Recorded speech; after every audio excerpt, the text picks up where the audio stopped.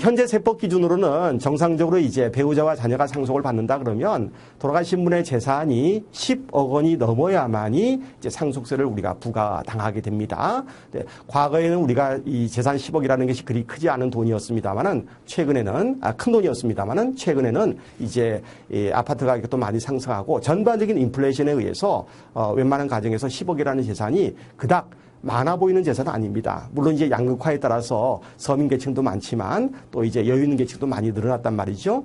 그러다 보니까 이제 상속세 과세 조언에 들어오는 그러한 계층 또는 가정의 숫자도 굉장히 많이 증가하게 되고 있습니다. 다만 상속은 증여와 달리 현실화가 되려 그러면 소위 상속이 개시가 돼야 되는 것이고 상속 개시란 이제 그 재산을 가진 사람이 돌아가셔야 되는 것이죠. 그러다 보니까 고령화 추세에 따라서 당장 이것이 현실화가 되지 않다 보니까 상속을 우리가 몸으로 못 느끼는 것 뿐이지 앞으로 이제 10년, 20년이 지나게 되면 이런 것들이 굉장히 일반적으로 많이 다가올 수 있다라는 점을 말씀드릴 수가 있습니다. 한간에서는 우리가 이제 이 상속세라는 세금이 이중과세가 되기 때문에 폐지해야 된다 이런 얘기도 많이 하고요. 또 일부 선진국의 경우는 상속세가 없는 나라들도 있습니다. 그러나 우리나라 현실 여건상 앞으로 이제 복지 재원을 충당하고 또 이제 계층 간의 어떤 그 갈등이라든가 이런 정서 이런 부분을 감안하면 상속증여세가 폐지되기보다는 외려 더욱더 강화될 수 있는 그런 가능성, 세율을 올린다기보다는 좀 더 우리가 세원 포착이라든가 또는 사후 관리를 더 정밀하게 할 수 있는 그런 가능성, 위험이 높아지고 있기 때문에 이런 부분에 대해서 철저하게 대비를 하셔야 될 걸로 생각을 합니다. 자, 상속증여 설계가 왜 필요합니까? 목적을 정확히 우리가 이제 파악을 하셔야 되는데요. 갑자기 돌아가시게 되면 여러 가지 이제 고민거리가 생기기 시작합니다. 갑작스러운 죽음을 맞이하게 되면 당장은 이제 남겨진 유가족들이 어떻게 우리가 생계자금을 확보할 것인지가 가장 큰 문제가 되겠죠.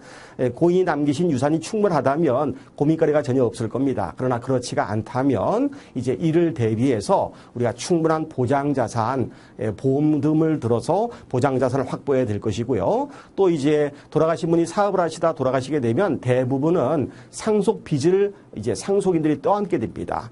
사업상 채무를 이제 결국은 가만히 있다 보면 유가족들에게 이제 상속 채무가 이전이 될 수밖에 없는데요. 이런 경우에 이 상속 빚을 어떻게 떠안을 것인가, 떠안지 않으려면 어떻게 될 것인가 이런 부분을 사전에 우리가 커버를 해야 되고요. 또 물려받은 재산이 정상적으로 있고 또 이제 웬만큼 많이 있다고 한다면 이제는 실질적으로 상속세를 그러면 어떻게 낼 것인가 이런 부분이 이제 현실적인 고민이 됩니다. 대체적으로 이 부동산 재산이 많다거나 또는 가지고 있는 재산이 대체적으로 이제 기업의 주식이라고 한다면 이런 것들은 이제 현금이 아니기 때문에 상속세의 납부재원으로서는 제대로 이제 효력을 발휘하지 못합니다. 물론 이제 그런 것들을 팔아가지고 현금화해서 납부할 수도 있지만 그리 간단한 문제가 아니지요. 그래서 이러한 상속세를 어떻게 하면 원활하게 납부할 수 있을지 또는 이제 이 상속재산을 이 유가족들 간에 상속인들 간에 어떻게 하면 제대로 잘 나눌 수 있을지 소위 이런 분할이죠. 재산의 분할에 관한 문제 이런 것들을 사전에 피상속인이 돌아가시기 전에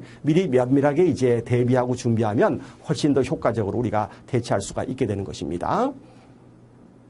흔히들 우리가 이제 상속증여 설계하면 세금 설계로만 국한해서 생각하시는 경우가 많습니다. 물론 세금 절세 또한 중요한 목적임에는 틀림이 없습니다. 사전에 미리미리 준비할수록 훨씬 더 세금 부담은 줄어드는 것은 자명합니다. 그래서 사전에 면밀하게 우리가 플래닝을 짜서 단계마다 결론은 한꺼번에 재산을 이전하기보다는 미리 사전에 나누어서 여러 번에 걸쳐서 효과적으로 이전하는 것이 바람직합니다. 그런데 반드시 우리가 상속증여 설계를 하는 것이 세금 절세만을 목적으로 하는 것은 아니다라는 점을 감안하셔야 됩니다.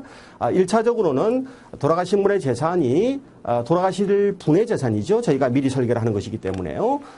돌아가실 분, 즉 피상속인의 은퇴와 생활자금을 충분히 확보해야 되고요.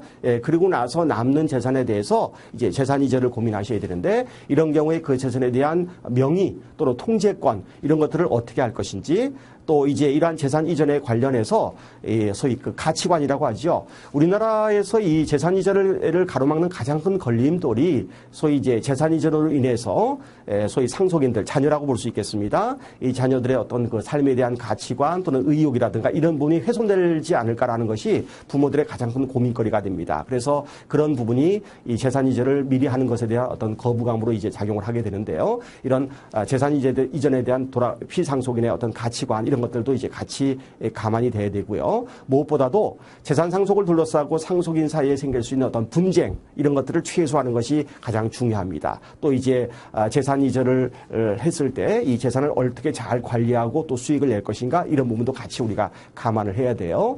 또한 이제 미리 말씀드린 대로 돌아가신 분의 은퇴 설계와 함께 이런 것들이 이제 같이 종합적으로 고려돼야만이 효과적인 상속증여 설계가 가능하게 됩니다.